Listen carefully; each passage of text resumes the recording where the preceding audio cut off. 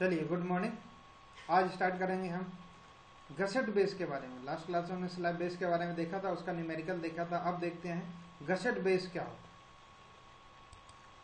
तो यहाँ पर देखिए बेसिक मैंने ये अपलोड कर दिया है। स्लैब बेस का ही एडवांस फॉर्म है गसेट बेस। जो स्लैब बेस हम प्रोवाइड करते हैं उसी का एडवांस रूप। अगर लोड और ज्यादा है या नीचे का जो स्ट्रक्चर है जिस पर लोड ट्रांसफर होने वाला है वो वीक है, कंक्रीट की बेरिंग कैपेसिटी कम है, या सॉइल जो है जिस पर ट्रांसफर हो रहा है उसकी बेरिंग कैपेसिटी कम है, लोड और ज्यादा आ रहा है, तो ऐसे केस में फिर हमको ज्यादा कम स्ट्रांग जो स्ट्रक्चर है वो प्रोवाइड करना पड़ता है। तो when load over the column section is too large और when axial load is accompanied with bending moment, axial load के साथ साथ बेंडिंग मोमेंट भी आ रहा है, a gusset base is provided, तब ऐसे केस में हमको गसेट बेस प्रोवाइड करना है। यानी एक तो लोड ज्यादा है, दूसरा एक्सियल लोड के साथ साथ बेंडिंग मोमेंट भी आ रहा है। अब ये किससे के किससे बना होता है, क्या क्या चीजें रहती हैं। It consist of a base plate जो उसमें भी रहती है, 2 gusset plate and 2 gusset angle, ये इसमें से प्रोवाइड किया जाता है। यानी कि बेस प्लेट के साथ साथ 2 गसेट प्लेट और 2 गसेट एंगल इसमें प्रोवाइड की जाती है। Gusset plate and gusset angles are placed on the flange, जैसा कि डायग्राम में नीचे दिखाया गया है। Gusset materials used in the base increase the bearing area, consequently reducing the thickness of base plate as compared to the slab base। तो इसके करने से क्या होता है, गसेट मटेरियल जो यूज हो रहा है, जो हम स्टील का मटेरियल साइड में प्रोवाइड कर रहे हैं कंक्रीट के उसके साथ में, स्टील कॉलम के साथ में, उसकी वजह से क्या हो जाता है, बेयरिंग एरिया जो है इंक्रीज हो जाता है। Gusset material used in the base, जो बेस में प्रोवाइड करते हैं, वो उसकी वजह से बियरिंग एरिया जो है उसका बढ़ जाता है। बियरिंग एरिया बढ़ जाने की वजह से क्या होगा, स्ट्रेस कम आएगा। स्ट्रेस कम आएगा तो फिर जब वो प्लेट में ट्रांसफर होगा तो और कम हो जाएगा, फिर कंक्रीट में जाएगा तो वो और कम हो जाएगा। पहले क्या था, सीधे हमारा जो कॉलम है उससे स्टील प्लेट में जाता था, अभी साइड में कई सारे एलिमेंट्स लगा देने की वजह से उसका खुद का सर्फेस एरिया बढ़ जाता है। यहाँ पर 2 केस हो सकते हैं, एक्सियली लोडेड कॉलम हो सकता है, सेंट्रिकली लोडेड कॉलम हो सकता है। ये एक बेसिक डायग्राम है। ये जो दोनों डायग्राम है जो मैंने आपको इसी तरीके से स्लैब बेस का दिखाया था, उसको भी आपको ड्राइंग शीट में बनाना है और इसको भी ड्राइंग शीट में बना लेना है। एग्जामिनेशन में ये नहीं पूछे जाते हैं, बट आपके समझने के लिए आपको पता होना चाहिए। एग्जामिनेशन में क्वेश्चन पूछा जाएगा, उसको आपको सॉल्व करके या ड्राइंग बनाना है, जो भी पूछा जाता है। ये है आपका गसेट बेस। यहाँ पर देखिए कॉलम तो है ही, ये बेस प्लेट तो है ही जो पहले भी थी, कंक्रीट पेडेस्टल है ही, नीचे सॉइल भी होगा ही। यहाँ पर देखिए वहां पर इसे क्लेट एंगल कहा गया था, ये गसेट एंगल है जो पूरी विड्थ में है, जितने में कॉलम का जो फ्लैंज विड्थ है, कॉलम का फ्लैंज विड्थ है, उसमें पूरे में गसेट एंगल भी प्रोवाइड किया गया है, या ये क्या है उससे और ज्यादा एरिया में ही प्रोवाइड किया गया है। कॉलम के बाद गसेट प्लेट दोनों तरफ लगी हुई है, देखिए एक गसेट प्लेट ये गसेट एंगल भी दोनों तरफ लगा हुआ है। अब गसेट प्लेट अगर आप देखें तो आप अपने तरीके से एडजस्ट करते हैं, जैसी सिचुएशन रहती है। यहाँ पर देखिए इसका विड्थ इसके विड्थ से कहीं ज्यादा भी है, बेस में अगर बात करें, फिर ऊपर जाके कम हो गया। इसका जितना विड्थ है उस पूरे में गसेट एंगल यहाँ पर प्रोवाइड कर दिया गया, तो वो रिक्वायरमेंट के बेसिस पर प्रोवाइड कर देते हैं। ठीक है, जैसा स्ट्रक्चर होगा, जैसा लोड उस पर आ रहा है। ये देखिए क्लीट एंगल, क्लीट एंगल यहाँ पर वेब में भी प्रोवाइड किया गया है, गसेट एंगल यहाँ पर ये यानी फ्लैंज में भी यहाँ पर प्रोवाइड किया गया है और वेब में भी प्रोवाइड कर दिया गया सपोर्ट के लिए। इसका काफी इंपॉर्टेंस होता है, ये काफी लोड रेजिस्ट करता है। ये तो बेसिक बहुत ज्यादा लोड रेजिस्ट नहीं कर पाता, बट फिर भी डिफ्लेक्शन होने से रोक लेता है कम से कम उसका। ये स्ट्रक्चर है इसका। अब इसको दोनों तरीके से दिखाया गया कि साइड से देखेंगे तो कैसा दिखाई देगा और फ्रंट से देखेंगे तो कैसे दिखेगा। इसका साइड व्यू और फ्रंट व्यू देखिए। अब पहले फ्रंट व्यू देख लेते हैं। तो ये कॉलम है, ये गसेट प्लेट है, ये गसेट एंगल, ये भी गसेट प्लेट है और ये भी गसेट एंगल, ये क्लीट एंगल। आप उसमें डायग्राम में देखेंगे तो डायरेक्टली आपको क्लियरली दिख जाएगा इसमें से ये किस तरीके से प्रोवाइड किया है। ये देखिए यहाँ पर ये मेन कॉलम था, ये गसेट प्लेट है और ये गसेट एंगल, ये गसेट एंगल दोनों, और ये क्लीट एंगल जो है ये बेस प्लेट है, ये जो प्रोवाइड किया गया है, और इसके नीचे ये जो है ये कंक्रीट पेडेस्टल है। अब साइड से देखते हैं, तो साइड से देखेंगे तो देखिए क्या दिखाई देगा। हम साइड में देखेंगे तो ये कॉलम की ऊंचाई तो ज्यादा है लेकिन थिकनेस या विड्थ उसका कम। तो जब यहाँ पर ये खत्म हो जाएगा उसके ऊपर फिर कॉलम दिखाई देना शुरू होगा, उसके नीचे तो वो छुप जाएगा। तो ये कॉलम यहाँ पर दिखाई दे रहा है, ये जो है ये क्या है, गसेट प्लेट है, तो ये गसेट प्लेट दिखाई दे रही है। गसेट एंगल पूरी विड्थ में था लेकिन पूरी हाइट तक नहीं था, सबसे कम हाइट तक अगर कुछ था तो वो गसेट एंगल, फिर उसके बाद गसेट प्लेट और उसके बाद कॉलम, उसी ऑर्डर में दिखाई दे रहा है। ये सब बोल्ट या रिवेट लगे हुए हैं जो आपको दिखाई दे रहा है। ये कनेक्टेड है, ये देखिए ये इसके साथ भी कनेक्टेड है और हॉरिजॉन्टल के साथ, हॉरिजॉन्टल और वर्टिकल दोनों ही एलिमेंट इसके कनेक्टेड है, कोई भी अनकनेक्टेड लेग नहीं है इसका, ठीक है। ये बोल्ट्स के माध्यम से कनेक्ट किया गया है। तो ये इसका बेसिक डायग्राम है कि किस तरीके से इसमें अरेंजमेंट बना हुआ रहता है, क्या क्या चीज़ें लगी रहती हैं। तो ये इसका डायग्राम गसेट प्लेट का, इसको भी आपको ड्राइंग शीट में अपनी बना लेना। अब इसके न्यूमेरिकल से देखते हैं। ये तो बेसिक पार्ट था, आई थिंक समझ गए होंगे आप लोग कि किस तरीके से। ये फाउंडेशन बोल्ट है जिसके माध्यम से ये नीचे बेस प्लेट से होते हुए कंक्रीट पेडेस्टल तक जुड़ा हुआ रहता है।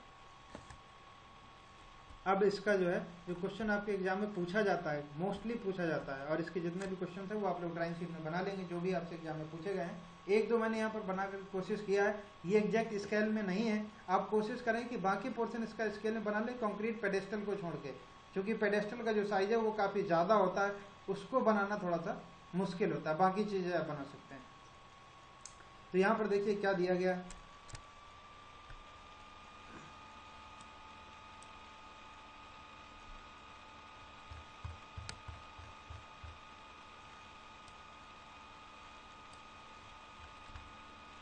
ये दिया हुआ है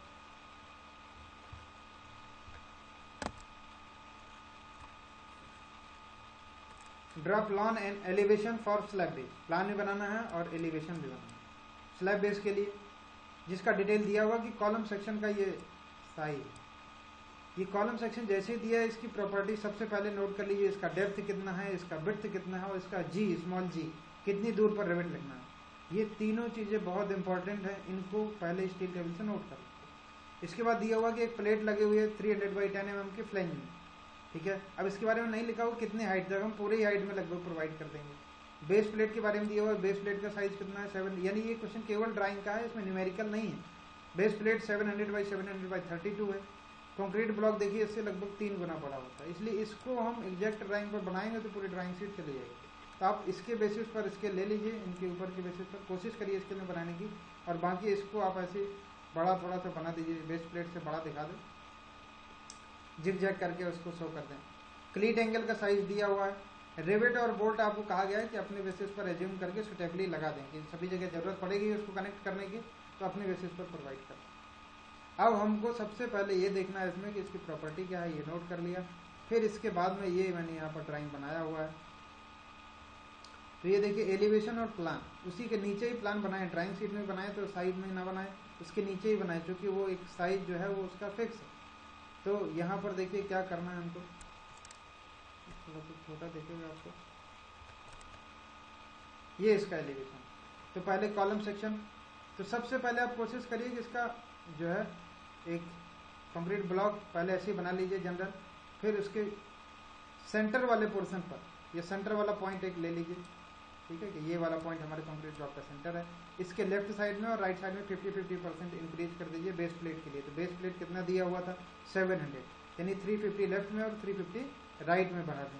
फिर उसका थिकनेस 32 है, ये बन जाएगा हमारा, ठीक है। इसके बाद इसका सेंटर वाला पॉइंट सबसे पहले ड्रा कर लीजिए इस तरीके से, ठीक है। भले इसको सॉलिड करके दिखाने की जरूरत नहीं है, एक नॉर्मल लाइन से रनिंग हैंड से बिल्कुल लाइट कलर में बना दीजिए, ताकि वो आपके पढ़ने के लिए समझने के लिए ठीक है। अब इसके बाद में क्या करना है, बेस प्लेट बन गया है। बेस प्लेट के बाद इसके ऊपर पहले कॉलम बना दीजिए, ये कॉलम बन जाएगा। ये 400 देखिए डेप्थ इसका मैंने दिखाया हुआ है कॉलम, ठीक है। ये इसका कॉलम का वेब है जो पतला वाला दिखाई दे रहा है, और दोनों तरफ एक एक प्लेट लगाना है। तो ये प्लेट लगा हुआ है। अब प्लेट का थिकनेस कितना है, तो देखिए यहाँ पर लिखा हुआ है 300/10 mm, यानी उसका विड्थ 300 है और जो थिकनेस है वो 10 mm है। तो सामने से देखेंगे तो केवल थिकनेस दिखाई देगी। तो ये एक प्लेट लगा दी और ये एक प्लेट लगा दी। उसके बाद क्लीट एंगल दिया हुआ है, क्लीट एंगल कितना है 100/100/12।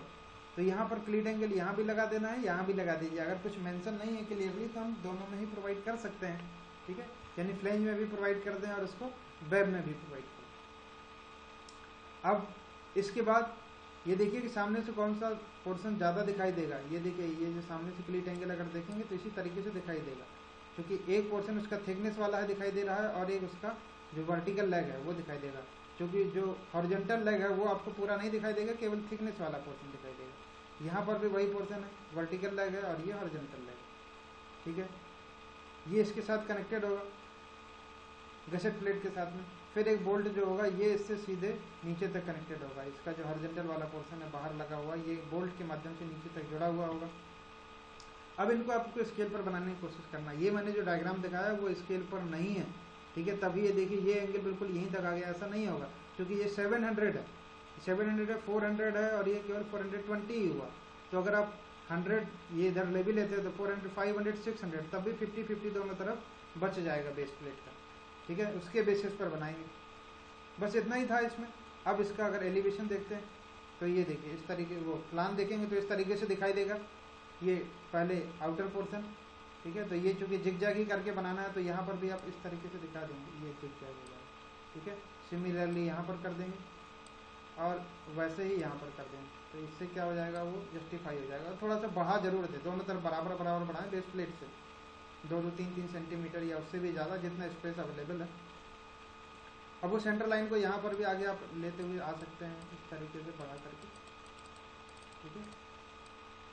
ये देखिए इसमें भी स्ट्रेट नहीं बना हुआ, कोई बात नहीं। तो ये वर्टिकल लाइन जो बना दिया हमने, तो सबसे पहले ये आउटर पोर्शन बना लीजिए, फिर सेंटर वाली लाइन आपको पता ही है, चाहे तो इसका भी सेंटर बना दीजिए, इधर से भी, ये यहाँ से भी सेंटर बना लीजिए। समझने के लिए ये बिल्कुल सॉलिड करने की ज़रूरत नहीं है, सिर्फ एकदम लाइट कलर या लाइट पेंसिल का ही यूज करें, हल्के एंड से बनाएं उसको। अब इसके बाद में हम यहाँ पर देख लेंगे कि हमको कितना कितना क्या बनाना है। सबसे पहले कॉलम बना लीजिए सेंटर लाइन से, कॉलम बनाने के बाद उसके ऊपर ये प्लेट बना दीजिए। तो आपको कॉलम का ब्रेड्थ पता है कि 250 है, जबकि ये प्लेट का ब्रेड्थ कितना है, 300 है। तो जितना प्लेट का ब्रेड्थ है उतना ही ब्रेड्थ तक आप उसका जो है एंगल प्रोवाइड कर दें, जो एंगल साइड में प्रोवाइड करें उसका ब्रेड्थ इतना ही कर दें, ठीक है।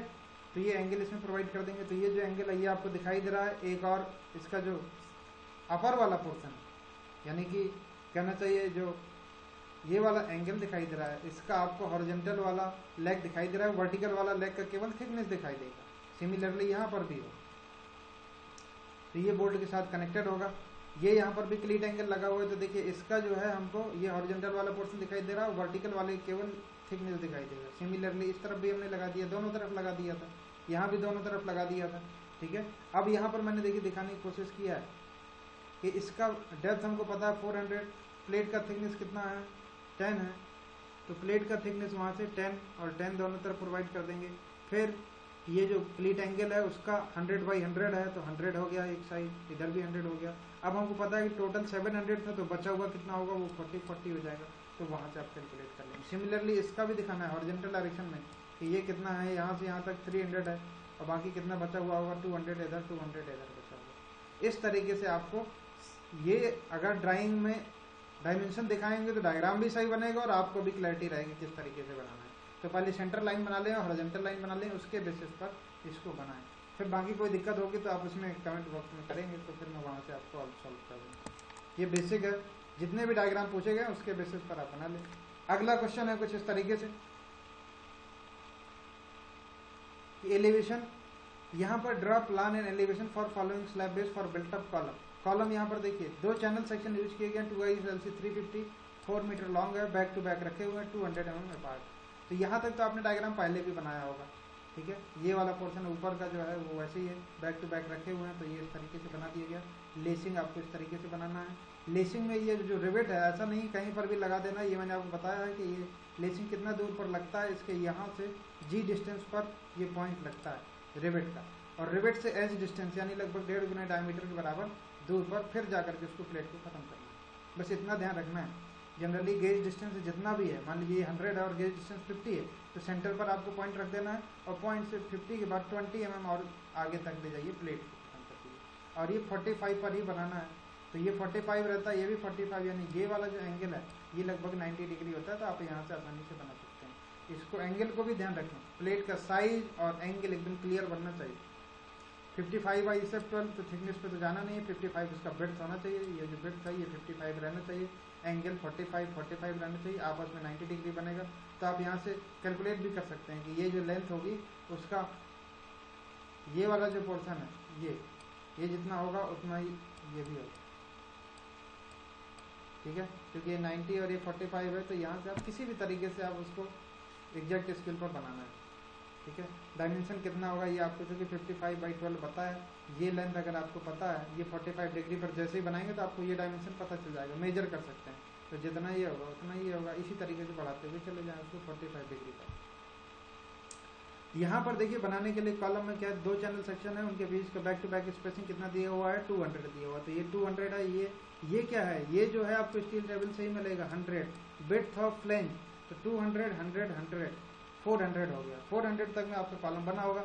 वो नीचे किस पर रखा होगा, एक प्लेट पर रखा होगा, ये प्लेट पर रखा होगा। इस प्लेट का साइज आपको दिया हुआ होगा 750, तो 400 के बाद दोनों तरफ कितना बचेगा वो भी, इसमें भी वही करिएगा, सेंटर वाली एक लाइन बना लेंगे पहले, ठीक है, डॉटेड डॉटेड करके एकदम हल्के हाथ से, और फिर उसके बाद उसका डायग्राम बनाएंगे। ये इस तरीके से बना लें, तभी ज़्यादा सही से डायग्राम बनेगा। फिर इसके बाद में कंक्रीट का ब्लॉक बना दें। ये उसका जो है स्टील प्लेट हो गया, ये कंक्रीट का ब्लॉक हो गया है। यहाँ पर भी आपको वही ड्राइंग बना देना है। ठीक है, तो ये ऊपर का पोर्शन तो क्लियर है किस तरीके से बनाना है। अब यहाँ पर क्या दिया हुआ एक्स्ट्रा, क्लीट एंगल, क्लीट एंगल दिया हुआ है, लेसिंग का साइज दिया हुआ है, कंक्रीट ब्लॉक दिया हुआ है। वही क्वेश्चन है जैसा पहले, क्लीट एंगल। अब यहाँ पर क्लीट एंगल कहाँ प्रोवाइड करेंगे, तो यहाँ नहीं प्रोवाइड कर पाएंगे। यहाँ पर आप इस तरीके से नहीं प्रोवाइड कर पाएंगे क्लीट एंगल, क्योंकि यहाँ जगह ही नहीं, कैसे प्रोवाइड करेंगे।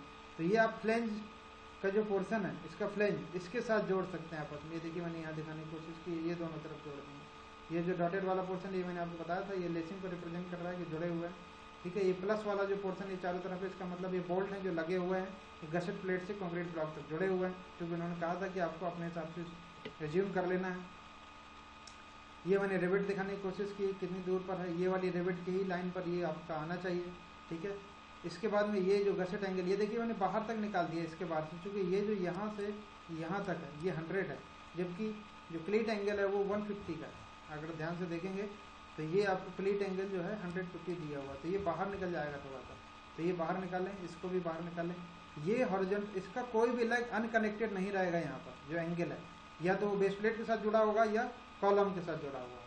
तो इसी तरीके से आपको डायग्राम बना देना। ये सब डायमेंशंस कैलकुलेटेड ही है, आपको पता है ये 200 है, ये 100 है, ये 100 है, बचा हुआ पोर्शन आपको पता चल जाएगा, क्योंकि इसका जो बेस प्लेट है उसका आपको पता है। ये क्वेश्चन काफ़ी इंपॉर्टेंट है, काफ़ी आपके एग्जाम में एक क्वेश्चन तो पूछा ही जाता है 15 से 16 नंबर में। आप देख लीजिए, उसके क्वेश्चन को सॉल्व कर लीजिए, फिर इसके बाद ही आप उसके बाद नया चैप्टर आगे स्टार्ट। Thank you.